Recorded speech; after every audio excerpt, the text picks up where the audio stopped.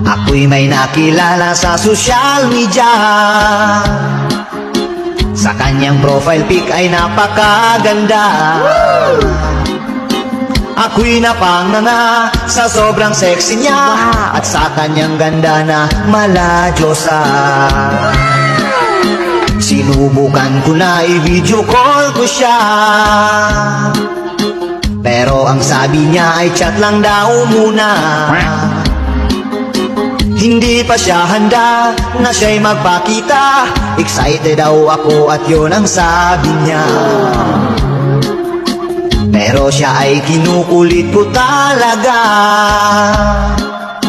Curious kasi ako sa sobra niyang ganda. Nung pumayag na siya at siya'y nagpakita, ako ay nabigla at natulala. At ang tanong ko ay, ikaw ba to? Ang ganda mo kasi sa profile mo. Wow! Nabudol na naman pala ako. Malas naman ilang beses na to. At binubyo ko pa mga my day mo. Pinusuan ko rin mga picture mo. Akala ko kasi ay totoo. Filter pala ang nagdala nito.